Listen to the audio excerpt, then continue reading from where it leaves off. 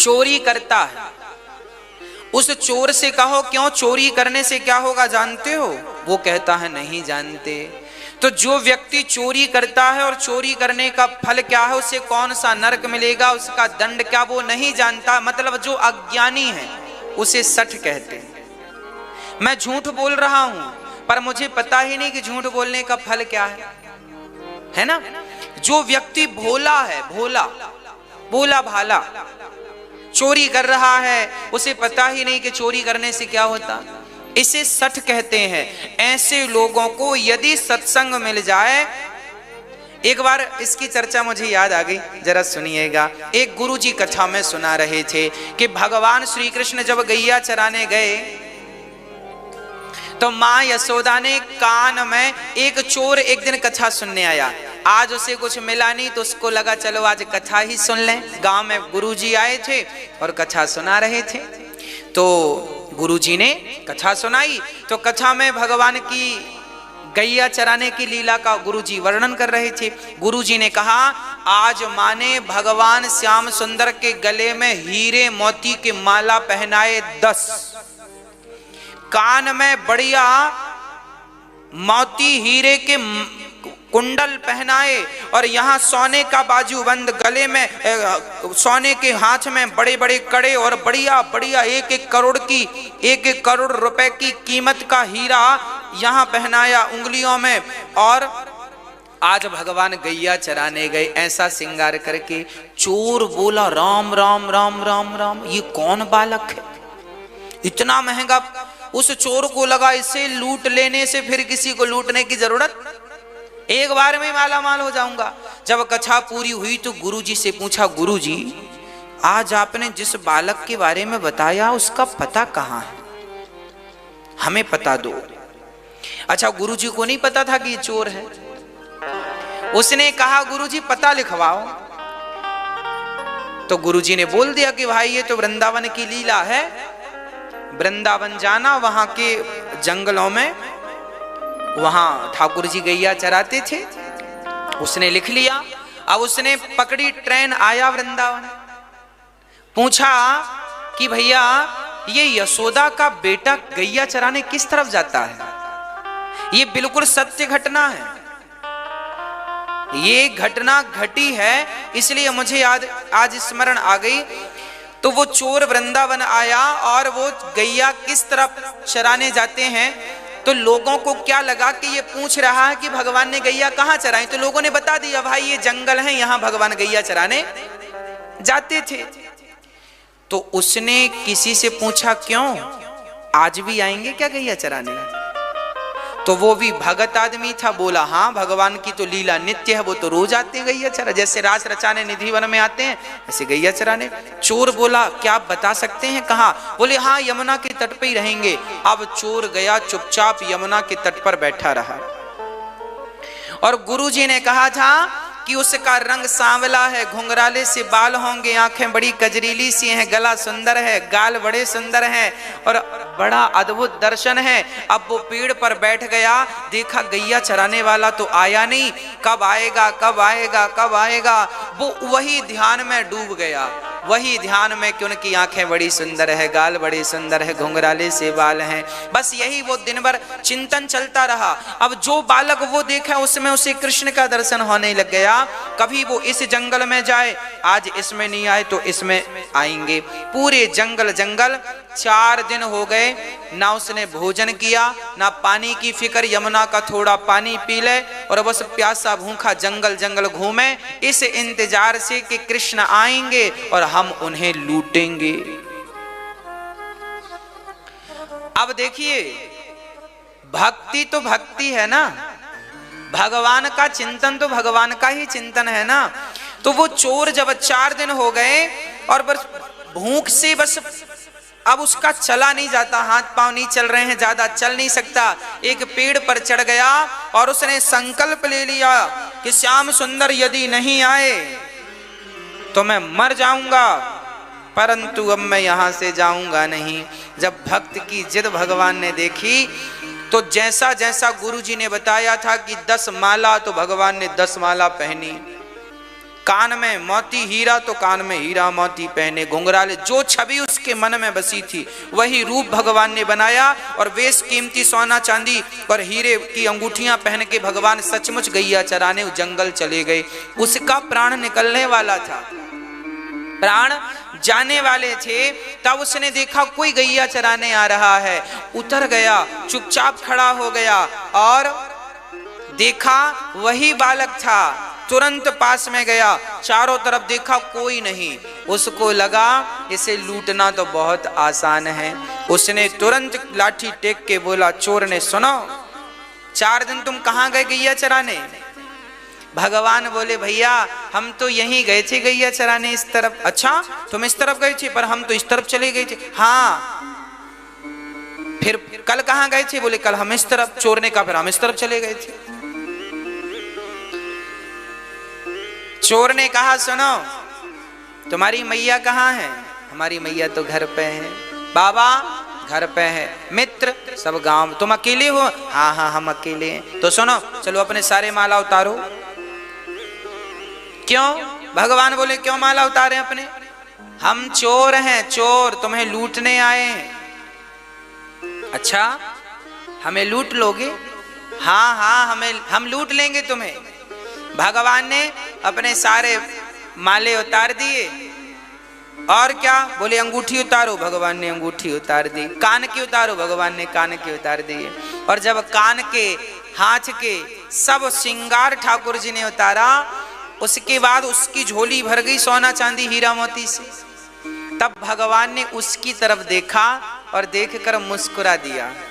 और ज्यों भगवान मुस्कुराए तो उसके हाथ से सोना चांदी हीरे मोती की झोली नीचे गिर गई। और वो श्याम सुंदर की मुस्कान को देखकर कितना आनंदित हुआ, चरणों में गिर पड़ा, हे नाथ कौन है आप?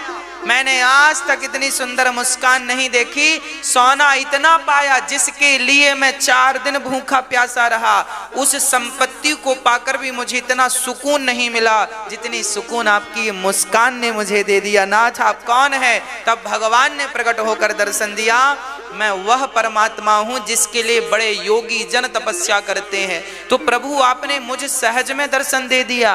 भगवान ने कहा यह सहजता नहीं है, तुमने मुझ पर विश्वास कर लिया। तुम्हें यह विश्वास हो गया कि मैं गैया चराने रोज आता हूं। जब भक्त को मुझ पर विश्वास हो जाता है तो मैं तुरंत उसके सामने प्रकट हो जाता हूं।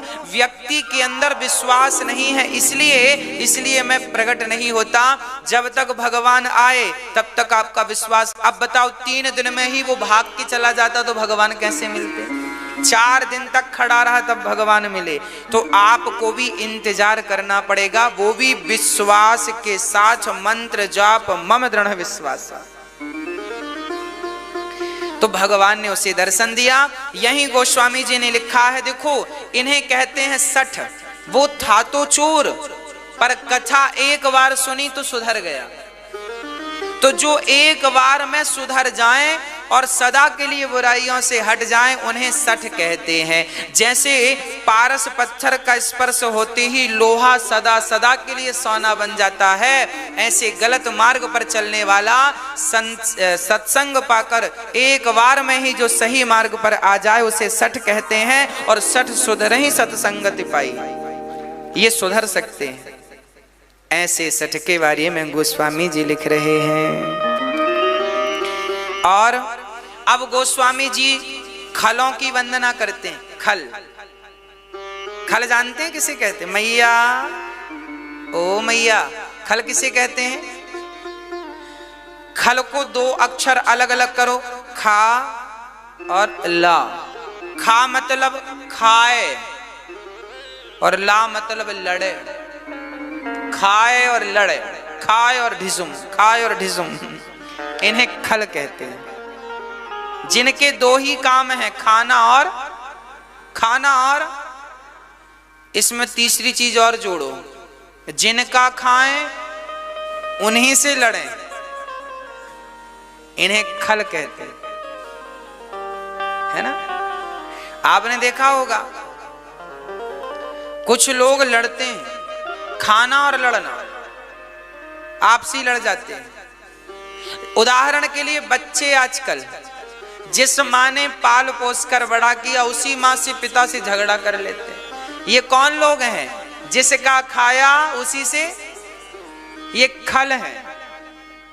गोस्वामी जी इनकी भी वंदना करते, भगवान इनको पहले पूज लो, इनको पहले प्रणाम कर लेने से ना दिक्कत नहीं, इनको छोड़ दिया तो फिर ये कुछ ना कुछ तिगड़म लगाना शुरू करेंगे, इसलिए इनको प्रणाम दूर से कर लो। भैया खल जी राधे राधे, राम राम जी, उसको अच्छा लगेगा। आपके गांव में जो दुष्ट लोग हैं पहले उनका सम्मान किया करो, बाद में सज्जनों का सम्मान किया करो, क्योंकि सज्जन तो इंतजार कर भी ले, ये दुष्ट तो खड़े होके बक बक करने लग जाएंगे। खल ही नाम ही उनका, खल है ना, इसलिए खल। गोस्वामी जी कहते हैं इनको पहले प्रणाम कर लो। एक पंडित जी थे, घटना है वृंदावन की। एक पंडित जी रहा करते थे और पंडितानी। पंडित जी अभी जवान ही थे पर बहुत भोले भाले थे। भोले इतने थे कि कोई काम धाम भी उनसे होता नहीं था। ब्राह्मण शरीर, ज्यादा मेहनत होती नहीं। पंडितानी ने, पत्नी ने एक दिन कहा, क्यों जी, सारे पति अपनी पत्नियों को हार पहनाते हैं, सारे पति अपनी पत्नियों को साड़ी लाते हैं, आप तो हमारे लिए कुछ लाए ही नहीं। पंडित जी ने कहा, धैर्य रखो, हमारे एक मित्र हैं, वो अभी बाहर हैं, आएंगे तो हम उनसे कहेंगे, इतना देंगे कि तुम संभाल ना पाओगी। अच्छा, क्या नाम है आपके मित्र का? मनमोहन।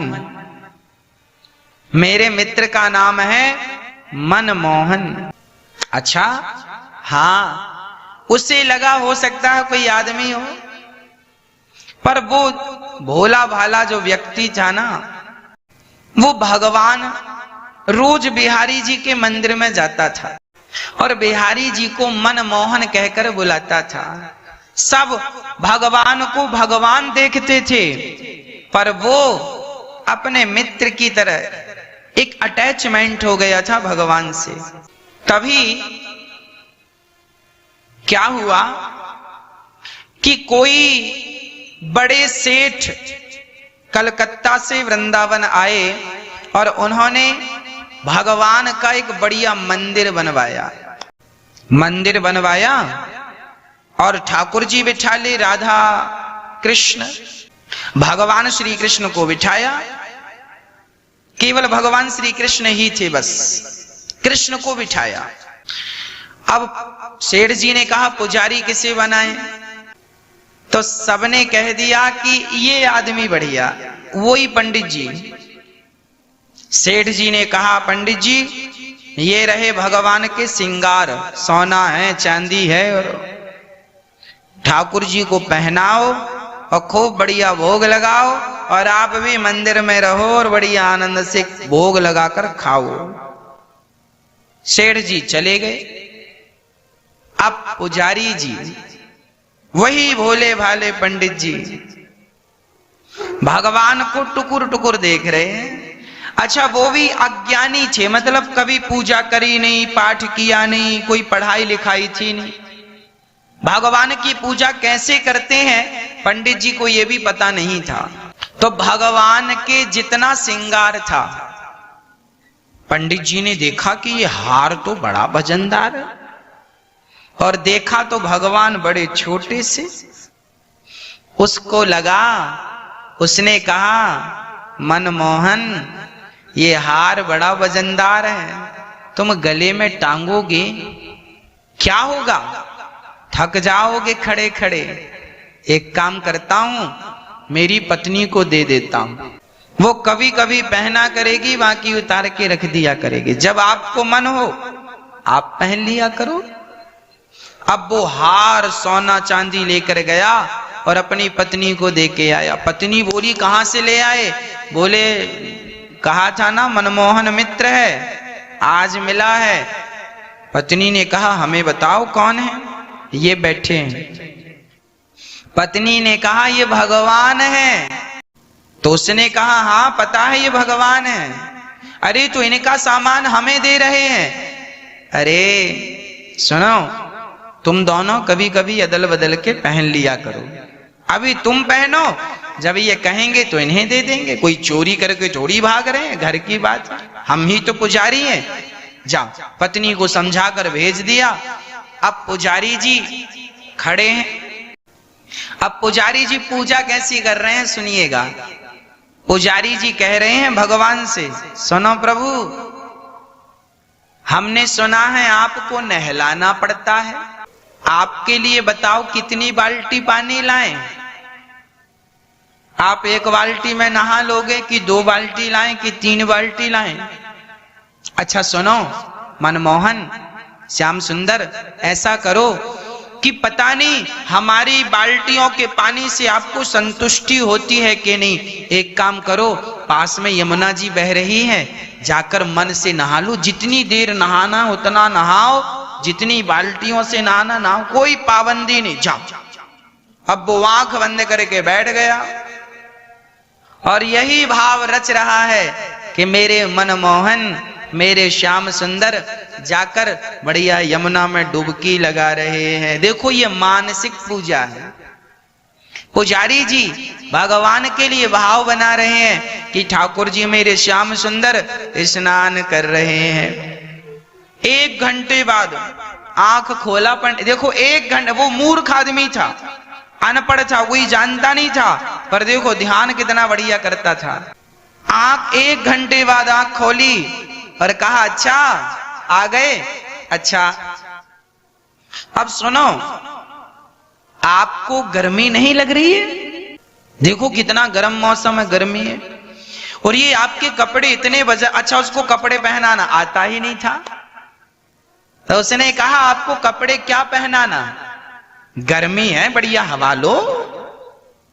तो ऐसे ही खड़े हैं भगवान, निर्वस्त्र खड़े हैं, और वो कह रहा है ये वजनदार है कपड़े, ये पहनोगे बहुत गर्मी लगेगी, हम पहने हैं। उसने भी अपना कुर्ता उर्ता उतार दिया, देखो हम ही नहीं पहने, हमें गर्मी लग रही हो, तुम्हें गर्मी नहीं लगेगी, तुम भी ऐसी रहो हमारी तरह।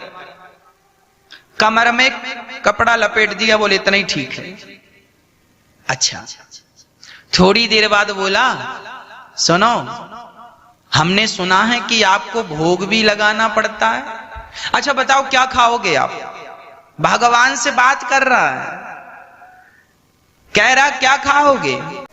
उसने कहा सुनो, हमने सुना है कि तुमने छोटे में बहुत सारा मक्खन चुरा चुरा के खाया था, तो सुनो आज हम बनाएंगे तो दाल चावल सब्जी रोटी बनाएंगे, 4-5 प्रकार का आपको मिलेगा। एक काम करो आप जाओ, और ये जो भक्त लोग हैं जिनके घर में बना है ताजा ताजा, सबके घर जा जाकर थोड़ा थोड़ा सबके यहाँ खाना, तो ज्यादा घरों में जाके खाओगे तो ज्यादा प्रकार का स्वाद मिलेगा, ज्यादा व्यंजन मिलेंगे। हाँ हम बैठे हैं, आप जाओ। वो बैठा ही है, फिर आंख बंद कर लिया। अब वो भाव बना रहा कि भगवान गए और फलाने के घर कढ़ी बनी तो कढ़ी चावल खा रहे हैं श्याम सुंदर, तो किसी के घर में राजमा चावल बना तो ठाकुर जी राजमा चावल खा रहे हैं, तो किसी के घर में दाल चावल है तो ठाकुर जी दाल चावल खा रहे हैं, तो किसी के घर में बढ़िया देसी घी की पूड़ियां निकल रही हैं और भगवान पूड़ियों का स्वाद ले रहे हैं, किसी के घर दही बढ़िया दही ताजा ताजा दही, ठाकुर जी किसी के घर दही पी रहे, किसी के घर मक्खन, वो ऐसा भाव बना रहा है। और थोड़ी देर बाद जब भगवान खा गए, खा लिए, उसने आंख खोली, उसने कहा प्रभु भोजन हो गया? हाँ, अब एक काम करो, अब आपने खा लिया है, अब थोड़ा हम भी खाए, आप जब तक विश्राम करो हम आ रहे हैं। गया पत्नी के पास, खाया पिया मौज से, और पंडित जी दूसरे दिन जागे 10 बजे। 10 बजे जागे तो किसी ने कहा क्यों, भगवान तो 4 बजे जाग जाते हैं। और तुम 10 बजे तुम ही सो रहे हो, भगवान को कब जगाओगे? उसने कहा तुम्हें पता नहीं है, भगवान रात को रास रचाते हैं गोपियों के साथ, लेट सोते हैं और सवेरे 4 बजे जगा के क्या करना, सोने दो। 10 बजे गया नहा धोकर भगवान के पास, प्रभु हम जल्दी इसलिए नहीं आए क्योंकि आप रास रचाने में लेट हो जाते हो, और लेट होते हो ना तो आपकी नींद भी लेट। हम जल्दी से जगा कर आपको क्या करना, अपना ही सब कुछ है, क्या कहीं जाना थोड़ी है, कोई हमारी नौकरी चाकरी छोड़ी है कि समय से ऑफिस में जाना है। आप तो भगवान हो, आपको कोई ऑफिस में थोड़ी जाना है कि टाइम से जाना है। आप तो आनंद से सोया करो, हम आपको 10 बजे जगाएंगे, आप लेट हो जाते हैं सोने में रात को। अब आया फिर वही हाल, नहाना है तो यमुना जी नहा आओ, कपड़े पहनना नहीं है क्योंकि गर्मी चल रही है, कपड़े पहनाए ना, और भगवान को ऐसी खड़ा करा रहे।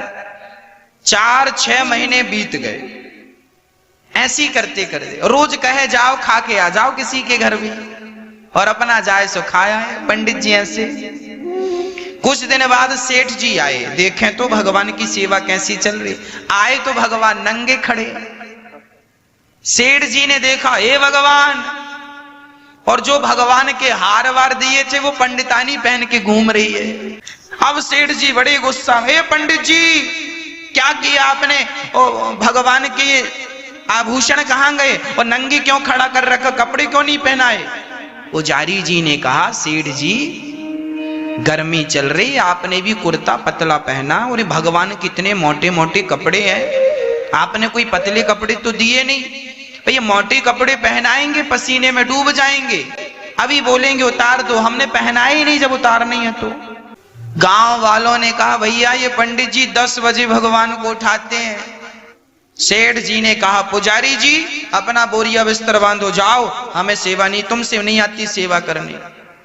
एक बढ़िया विद्वान ब्राह्मण लाए, और विद्वान ब्राह्मण ने और वेद उच्चारण करने वाले पंडित जी आए, और पंडित जी ने, सेठ जी ने कहा आपको पूजा करनी है। अब दूसरे वाले पंडित जी आए, और दूसरे वाले पंडित जी ने सवेरे 4 बजे मंगला आरती की, भगवान को उठाया, नहलाया, दूध दही घी शक्कर शहद से, और बढ़िया कपड़े पहनाए, आरती उतारी, श्रृंगार किया, खूब मौज की। रात हुई, पहली रात को सेठ जी ने सपने में भगवान आए और सेठ जी से बोले, सेठ जी वो पुराने वाले पुजारी लाओ, ये नए वाले पुजारी नींद ही पूरी नहीं हो पाती हमारी, बढ़िया खिलाते भी नहीं है, बढ़िया नहलाते भी नहीं है। तो सेठ जी ने सपने में ही कह दिया, प्रभु वो तो आपकी कोई सेवा नहीं करता था। भगवान बोले, वही सेवा करता था, वो भी स्वतंत्र था, मैं भी स्वतंत्र था, जितना मन करता था खाता था, जहां मन करता जाता था। इन्होंने तो बांध के रखा, सवेरे 4 बजे जागो, और वो कहता था कि रास रचाए हो थोड़ा आराम कर लो, वो मेरी फिक्र करता, ये सवेरे 4 बजे आ जाते, घंटी हिलाते। अब सेठ जी को लगा जब भगवान कोई मंजूर है, सवेरे पंडित जी को बुलाया, नए पंडित जी को हाथ जोड़कर कहा, पंडित जी आप जाओ, वो पुराने पंडित जी करेंगे पूजा। पुराने पंडित जी को बुलाया, उनको सेवा सौंपी, बोले आप सेवा करना, भगवान अब तुम्हारी सेवा के आदी हो गए हैं और हम सेवा भेजते रहेंगे जो बनेगा। सेठ जी चले गए, और अब वो पुजारी फिर भगवान से बात करने लगे, कल कैसे नहाए। वो इतना भोला था ना कि उसे पता ही नहीं कि भगवान की सेवा कैसी होती है, भगवान की पूजा कैसे होती है। एकदम मन बिल्कुल साफ शुद्ध निर्मल मन जन सो मोहि पावा, मोहि कपट छल छिद्र न भावा। इसलिए मैं आपसे कहा करता हूं कि आप भी सारा काम किया करो, पर काम करते हुए आप भाव यही बनाया करो कि आप अपने भगवान को, भगवान जी यमुना जी में स्नान कर रहे हैं हमारे श्याम सुंदर, और हम टुकुर टुकुर देख रहे हैं। भगवान जी डुबकी लगा रहे हैं, भगवान जी का हम दर्शन कर रहे हैं, भगवान जी खा रहे हैं, हम देख रहे हैं, हम भी खिला रहे हैं। करना कुछ नहीं है, पर एक भाव बनाना है, एक इमेजिन करना है, ईश्वर का चिंतन करना है। आप अपने घर पर ही रहकर सारा काम करते हुए भगवान का ऐसे चिंतन करते रहिए। जो ऐसे चिंतन करते हैं इसे कहते हैं मानसिक पूजा। ये मानसिक पूजा की विधा है। वो पंडित जी भगवान की सेवा करते और भगवान उनकी सेवा से बड़े प्रसन्न रहते। अब तो भगवान पुजारी जी से बात करने लग गए। पुजारी जी कहते नहा आओ, तो भगवान नहा के आए, ये आंख बंद किए हैं, तो भगवान ही आवाज लगाते, पुजारी जी हमने नहा लिया, अच्छा ये बताओ कपड़े पहनोगे ना? आज मत पहनाओ, गर्मी ज्यादा है।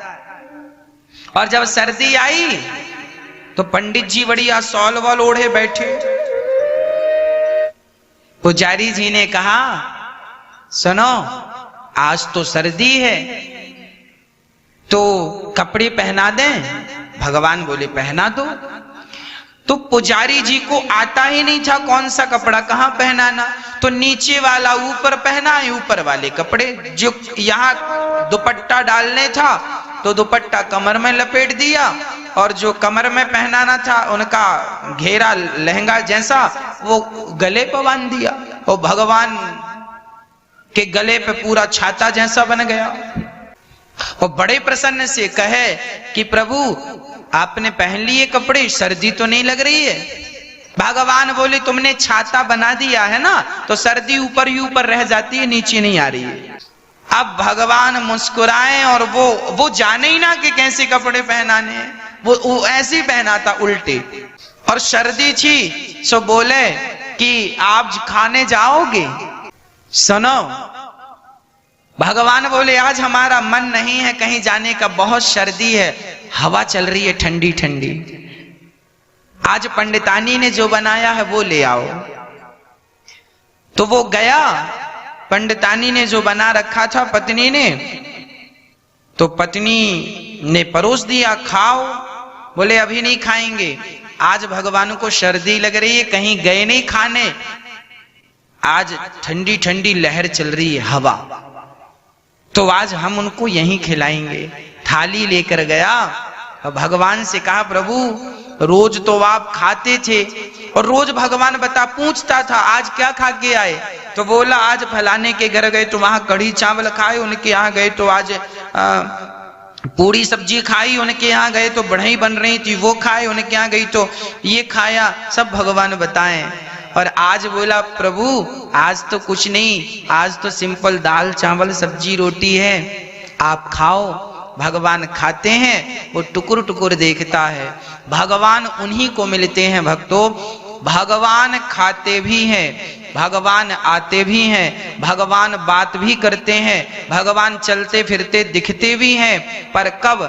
जब हम सहज बन जाएं, सरल बन जाएं, हमारा प्रेम सिर्फ भगवान के चरणों में हो जाए, हम उनके हो जाएं। जिस दिन हम उनके हो जाएंगे उसी दिन भगवान तुम्हारे हो जाएंगे, बात पूरी हो गई। हम उनके हो नहीं पाते,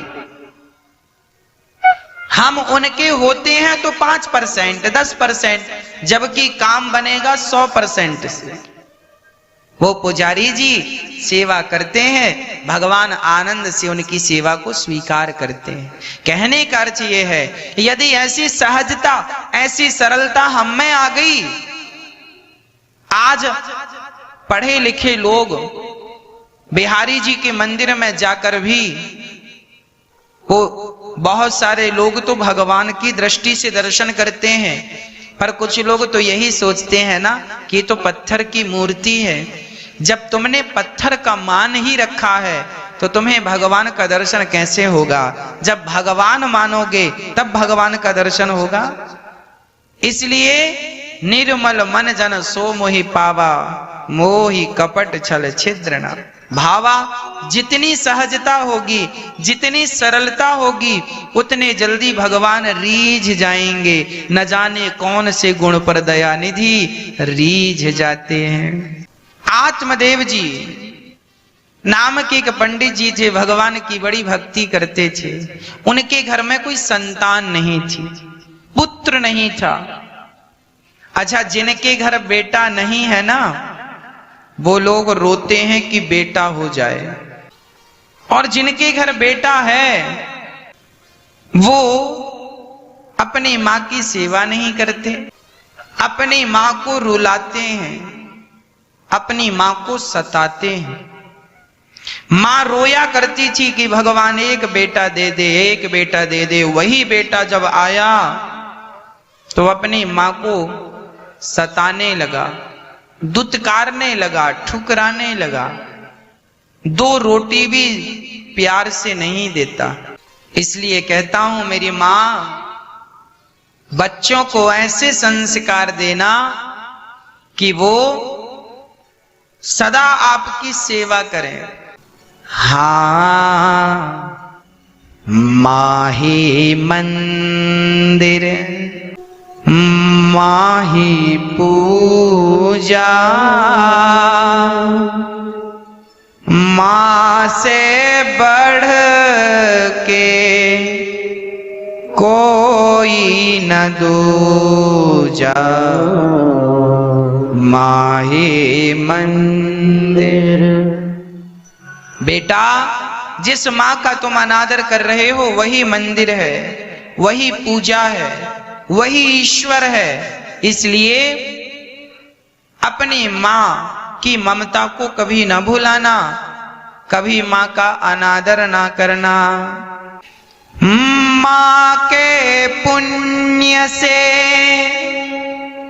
जगत बना है, ईश्वर को भी मां ने जना है।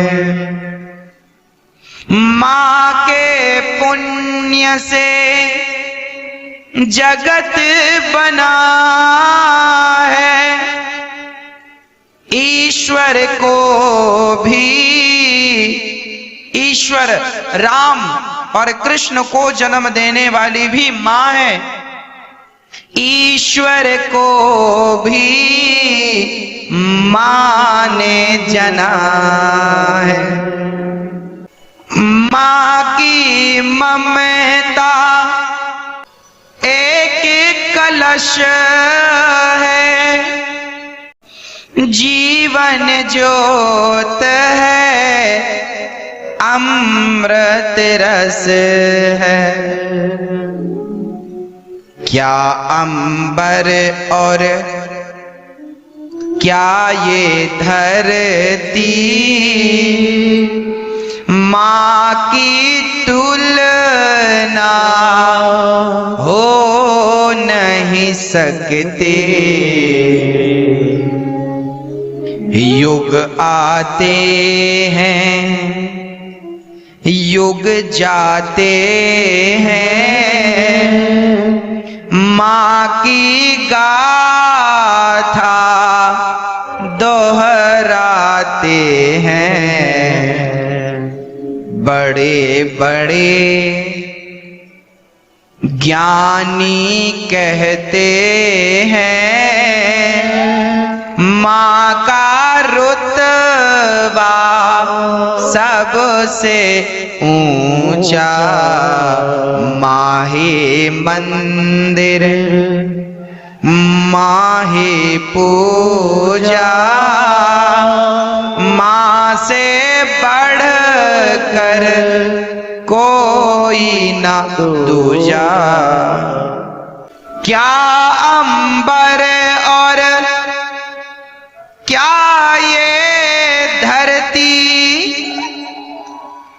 मां की तुलना हो नहीं सकती। युग आते हैं, जाते हैं। हर युग में मां रही है। भगवान को मां बड़ी पसंद है, आपको पता है। जैसे कृष्ण को गौ माता पसंद है, ऐसे कृष्ण को यशोदा माता पसंद है। राम जी ने 3 माएं, कृष्ण जी ने 2 माएं। हाँ जी, किस्मत वाले होते हैं वो जिनकी बहुत माताएं होती हैं। हाँ, इसलिए हर मां को अपनी मां की दृष्टि से देखा करो। हर मां मेरी मां है। भगवान को मां शब्द सबसे ज्यादा पसंद है, इसलिए भगवान के नाम में भी मां है। कौन सा नाम? लोग कहते हैं ना परमात्मा। परमात्मा में मां है कि नहीं? ये मां। और सुनो, आत्मा, हमारी आत्मा में भी मां है। और महात्मा, महात्मा साधु, महात्मा में भी मां है। भगवान ने मां मां जहां जहां रखा है वो भगवान को बड़े प्रिय है, पसंद है।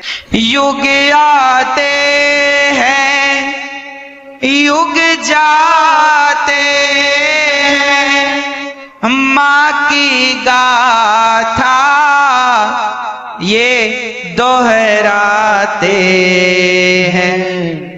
बड़े बड़े ज्ञानी कहते हैं मां का रुतबा सबसे ऊंचा।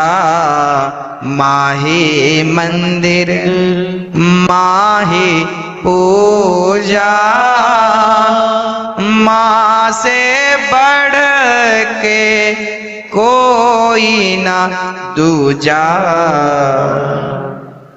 जन्म जन्म मां, जन्म जन्म की, हर जन्म में कहीं भी जाओ, किसी भी योनि में जाओ, बिना मां के गति नहीं है। कल हमने एक बंदरिया को देखा, उसके 2 बच्चे थे। बूढ़ी थी, एक बच्चे को ऊपर बिठा रखा था, एक को नीचे लटका रखा था। दोनों बिल्कुल अभी के जाए बच्चे हैं। मां कोई भी मां हो, चाहे गाय अपने बछड़े से कितना प्यार करती है। आपको पता होगा, बंदरिया का बच्चा यदि मर जाए तो भी वो मां अपने मरे हुए बच्चे को नहीं छोड़ती। जब तक उसका शरीर बदबू नामा सड़ जाता है, सड़ ना जाए तब तक अपने मरे हुए बच्चे को लिए घूमती रहती है। मां किसी भी योनि की मां हो, बकरी भी मां बनती है ना, तो वो अपने बच्चे से प्यार करती है। इसलिए किसी भी मां का दिल ना दुखाओ। किसी भी योनि में रहो, मां के बिना गति नहीं है। इसलिए कितना प्यार करती है मां। भगवान ने मां को अलग से ही बनाया है, बनाया नहीं है, स्वयं भगवान मां बन गए। इसलिए बड़े बड़े ज्ञानी कहते हैं मां का रुतबा सबसे ऊंचा। माही मंदिर, माही पूजा, मां से बढ़ के कोई ना दूजा। आत्मदेव जी के कोई संतान नहीं थी। संतान के लिए वो जंगल गए, आत्महत्या करने लगे। तब एक संत ने कहा, कथम रोदसी विप्रत्वम, क्यों परेशान हैं, क्यों आत्महत्या कर रहे हैं? आत्मदेव जी ने कहा, महाराज मुझे पुत्र चाहिए। जिस पुत्र के कारण पुत्र नहीं था इसलिए वो आत्महत्या करने लगे। अरे बच्चों के लिए माँ बाप क्या क्या नहीं करते। संत ने एक फल दिया, लो पत्नी को खिलाना। पत्नी ने फल खाया, खाया नहीं गाय को खिलाया। बहन के बच्चे को उसने पैसों से खरीद लिया। उस बच्चे का नाम रखा धुंधकारी। और गाय के बच्चे को खरीदा, नाम रखा। गाय के भी एक बच्चा हुआ, फल खिलाया तो नाम रखा गौकर्ण। गौकर्ण पंडितो ज्ञानी धुंधकारी महाखल। धुंधकारी महान दुष्ट हुआ। आत्मदेव जी से एक बार धुंधकारी ने कहा पिताजी पैसे दो, नहीं दिया, मार लगाई आत्मदेव जी को। बेटे ने पिता को गांव में सबके सामने मारा। ऐसी औलाद भी होती है जो अपने माँ बाप पर हाथ उठाती है। इसलिए कहता हूं संस्कार का बीज बोते रहना तो फसल अच्छी होगी। संस्कारों के बीज नहीं बोए तब काम बिगड़ेगा। धुंधकारी बिगड़ता गया, शराब जुआ सब करता, पिता को मारता। एक दिन आत्मदेव जी रो रहे थे, क्यों? बेटे ने मारा है इसलिए। समझाया गौकर्ण जी ने। गौकर्ण जी ने कहा देहे स्थिमांस रुधिरे भीमतिं त्यजत्वं जाया सुतादिषु सदा ममतां विमुञ्च पश्यानिशं जगदिदं क्षणभङ्गनिष्ठं वैराग्यरागरसिको भवभक्तिनिष्ठः। गौकर्ण जी ने समझाया, ये बताओ पिताजी क्यों रो रहे हो? पिताजी ने कहा बेटा तेरा भाई जो धुंधकारी है ना, वो मुझे मारता है, अपने बाप को मारता है बेटा। गौकर्ण जी ने समझाया पिताजी आप क्यों अपने पुत्र के मोह में पड़े हो? क्यों कह रहे हो कि ये मेरा बेटा है? गौकर्ण जी की बातें सुनकर आत्मदेव जी ने कहा बेटा तो क्या ये मेरा बेटा नहीं है? गौकर्ण जी ने कहा पिताजी कोई किसी का पुत्र नहीं, कोई किसी का पिता नहीं। अच्छा एक बात बताओ, आकाश की बूंद जब गंगा जल में गिरती है, गंगा नदी में, तो वो आकाश की बारिश में जब पानी बरसता है तो गंगा जी में पानी की बूंद गिरती है तो वो पानी क्या बन जाता है? गंगा जल। वो पानी की बूंद यदि यमुना जी में गिरे तो यमुना जल। वो पानी यदि गंदे नाले में गिरे तो गंदा नाला। वो पानी की बूंद सरस्वती और सरयू जी में गिरे तो सरस्वती और सरयू। पानी का कोई नाम नहीं था। गंगा की संगत मिली तो पानी गंगा बन गया, यमुना की संगत मिली तो पानी यमुना बन गया।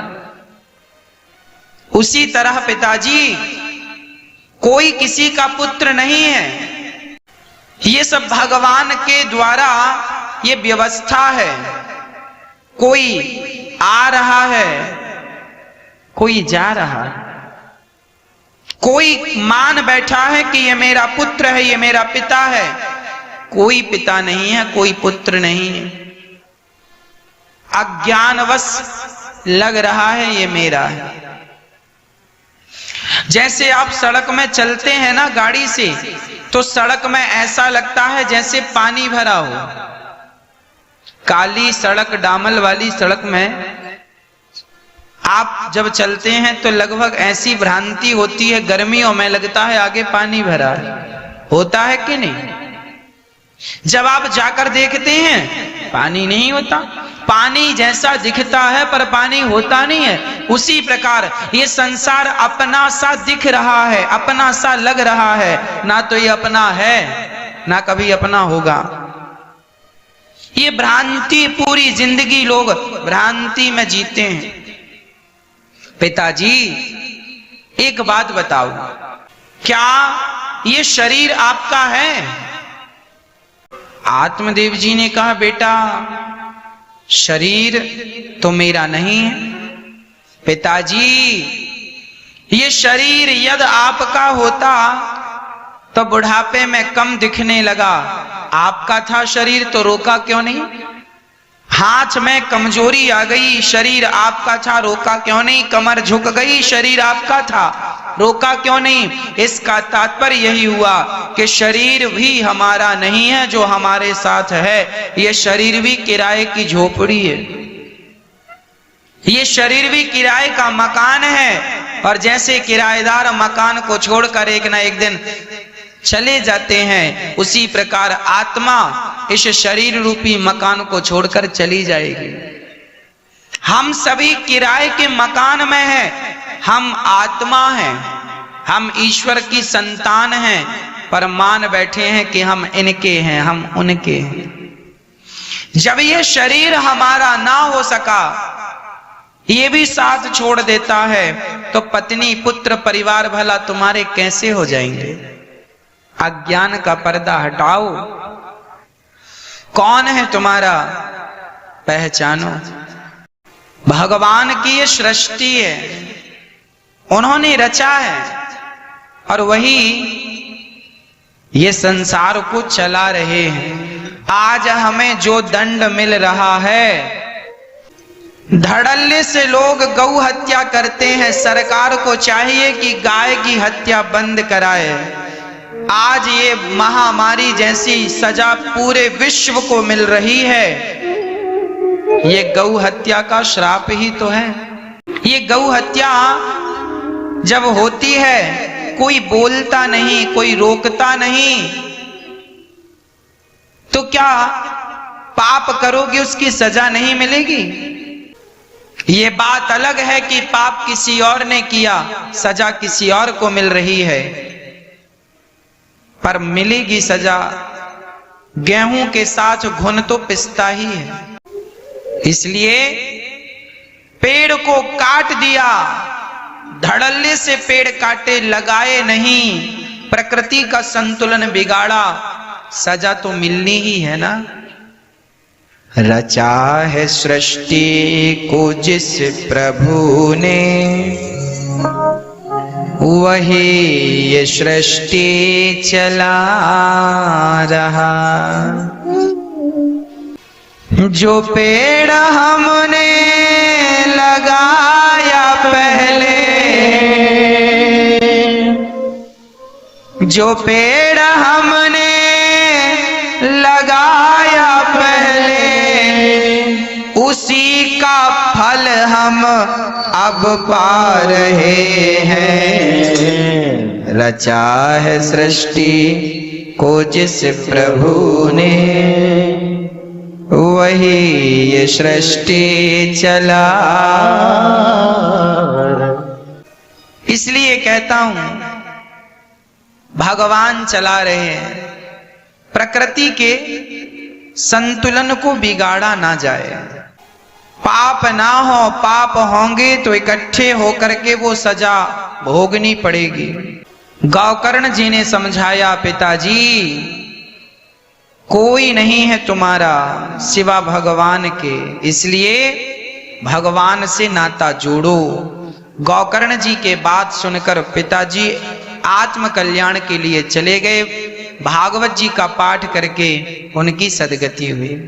धुंधली को धुंधकारी ने मारा, मां कुएं में कूदकर आत्महत्या। 5 वैश्याओं को धुंधकारी घर पे रखता है, 5 का पालन करता, चोरी करता है। उन 5 वैश्याओं ने मार डाला धुंधकारी को गला दबाकर। अंगार डाल दिया। जितना बड़ा पापी होगा उतनी दर्दनाक मृत्यु होगी। धुंधकारी मरा नहीं, जलता अंगार डाल दिया, मर गया। चूंकि माँ बाप को मारा था तो मुक्ति हुई नहीं, प्रेत बन के भटकने लगा धुंधकारी। जो व्यक्ति पाप करता है उसे प्रेत योनि में जाना पड़ता है। आपको भूत और प्रेत ना बनना हो तो कभी अपने माँ बाप को मत सताना। माँ बाप को सताने वाला मरकर सीधा प्रेत ही बनेगा, उसका कोई चारा उपाय नहीं है। प्रेत बनना है, निश्चित है। धुंधकारी प्रेत बना। मुक्ति कब हुई?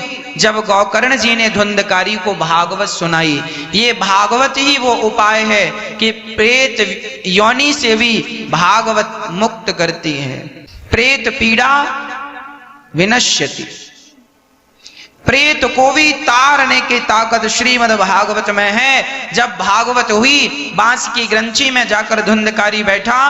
पहले दिन की कथा में पहली गांठ, दूसरे दिन की कथा में बांस की दूसरी ग्रंथि, तीसरे दिन की कथा में तीसरी ग्रंथि खुली। एक दिव्य पुरुष निकला, विमान पर बैठा। 7 दिन की कथा से उसका मोक्ष हो गया, उद्धार हो गया। ये 7 दिन की कथा में 7 ग्रंथियां खुलने का तात्पर्य क्या है? हमारे भीतर भी बहुत सारी ग्रंथियां हैं। काम, क्रोध, लोभ, मोह, अहंकार, मत्सरता, कपट, ये ग्रंथियां हैं। एक दिन की कथा से एक ग्रंथि खुल जाए, यही कथा की सार्थकता है। धुंधकारी मोक्ष को प्राप्त करता है भागवत जी के बल पर। इसलिए घर में हो भागवत सुनते रहिएगा। औरों को भी निवेदन करो, अपने रिश्तेदारों को, पड़ोसियों को फोन लगाकर बताओ, भैया अभी घर से बाहर नहीं निकल सकते तो घर में बैठकर भागवत सुन लीजिए। कथा साधना चैनल पर 2.5 से 6 रोज चल रही है। और YouTube पर भी आप अपने मोबाइल पर YouTube पर अनिरुद्धाचार्य जी डालेंगे, YouTube पे आपको कथा श्रवण करने को मिल जाएगी। सुबह अन्य क्षेत्र चलता है, वो अन्य क्षेत्र को आप देखना चाहें लाइव सुबह 8 बजे से, तो आप अपने YouTube पर गौरी गोपाल आश्रम डालें। गौरी गोपाल आश्रम करके दूसरा चैनल है YouTube पर, गौरी गोपाल आश्रम डालिए, आपको सुबह अन्य क्षेत्र का दर्शन होगा। आप जुड़े रहें, देखते रहें, दर्शन करते रहें। दर्शन का भी पुण्य है, श्रवण का पुण्य है। गोकर्ण जी ने दूसरी बार भागवत सुनाई, सभी के लिए विमान आया। सब जो भगवान की कथा जिन जिन के कानों में पड़ी, चाहे वो कुत्ता है, बिल्ली है, चींटी है, सबको जैसे आग की एक चिंगारी, सब कुछ जंगल में, चाहे बबूल का वृक्ष हो, आम का हो, नीम का हो, या बट का हो, या पीपल का वृक्ष कोई भी हो, आग की चिंगारी समूचे जंगल को जलाकर राख कर देती है। उसी प्रकार भगवान की कथा 84 लाख योनियों में कोई भी योनि हो, चींटी के कान में भी कथा चली गई तो कथा का काम कल्याण करना है, तारना है भगवान का नाम। भगवान की कथा भगवान का नाम तार देता है। समूचे ब्रह्मांड को तारने की ताकत भागवत जी में, पर कब? जब कोई सुने तब। इसलिए सभी लोग भागवत सुनकर अपना कल्याण करें, आप प्रेरित करिए। धुंधकारी का उद्धार हुआ, गोकर्ण जी को भगवान ने हृदय से लगाया। श्रोता कैसा हो, वक्ता कैसा हो, निरूपण हुआ। वक्ता विरक्तो वैष्णवो विप्रो वेद शास्त्र विशुद्धिकृत। वक्ता कैसा हो? वक्ता ब्राह्मण होना चाहिए। वक्ता अपनी बात, शास्त्रों की बात समझाने में कुशल होना चाहिए। वक्ता भगवान का भक्त हो। श्रोता कैसे हो? श्रोता सदा भगवान का चिंतन करने वाले हो, भगवान से प्रेम करने वाले हो, सामाजिक सांसारिक बातों में ना उलझे हो, केवल भगवान के चरणों में प्रीति रखते हो, ऐसे श्रोता होने चाहिए। भगवान प्रकट हो गए ताता थैया करके। प्रहलाद जी, ध्रुव जी, नारद जी नाचने लगे। सनकादियों की भागवत सफल हुई, भगवान का सबको दर्शन हुआ।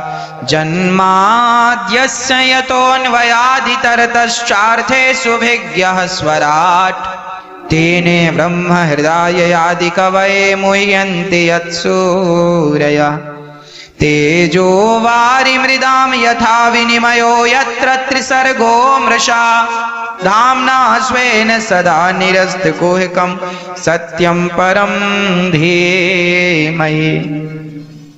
जो परमात्मा जन्म देने वाले हैं, हम सभी का पालन करने वाले हैं, संहार करने वाले, ऐसे परमात्मा जो स्वराट हैं, जो सबको मोहित करने वाले, ऐसे भगवान की शरणागति ग्रहण करते हैं, ऐसे भगवान को प्रणाम करते हैं सत्य स्वरूप जानकर। कुंती बुआ ने भगवान से दुख मांगा, भगवान ने उन्हें अपनी कृपा प्रदान कराई। पितामह भीष्म की सदगति भगवान ने की और राजा परीक्षित को 7 दिन में मरने का श्राप लगा। राजा परीक्षित शुकताल में गए, सुखदेव जी का आगमन हुआ, राजा परीक्षित गदगद हो गए। प्रश्न किया, गुरुदेव जिसे जल्दी मरना है उसे क्या करना चाहिए? सुखदेव जी कहते हैं जिसे जल्दी मरना है उसे भगवान का गुणगान करना चाहिए। सुखदेव भगवान ठाकुर जी की दिव्य कथाओं का गुणानुवाद कर रहे हैं और आइए सुखदेव भगवान का हम सभी दर्शन करें। आगे की कथा कल। आज पूज्य श्री अनिरुद्धाचार्य जी महाराज ने हम सभी लोगों को बहुत ही उत्तम एवं शिक्षाप्रद कथा सुनाई है। आशा करता हूं कि इस शिक्षाप्रद कथा से हम सभी लोग कुछ न कुछ शिक्षा अवश्य ग्रहण करेंगे और अपने जीवन को सुखी और सात्विक बनाने का प्रयास करेंगे। मित्रों, अगर आपको यह शिक्षाप्रद कथा पसंद आई हो तो वीडियो को लाइक करें और अधिक से अधिक लोगों को शेयर भी करें, जिससे और भी लोग महाराज जी की इस शिक्षाप्रद कथा से शिक्षा लेकर अपने जीवन को सुखी बना सकें। मित्रों, अगर आपने अभी तक हमारे चैनल को सब्सक्राइब नहीं किया है तो हमारे चैनल को तुरंत सब्सक्राइब भी कर लें, जिससे आपको नोटिफिकेशन के माध्यम से महाराज जी के शिक्षाप्रद कथा तुरंत प्राप्त हो सकें। मित्रों, तो कल फिर किसी शिक्षाप्रद कथा के साथ आप लोगों के समक्ष प्रस्तुत होंगे। तब तक के लिए जय श्री राधे।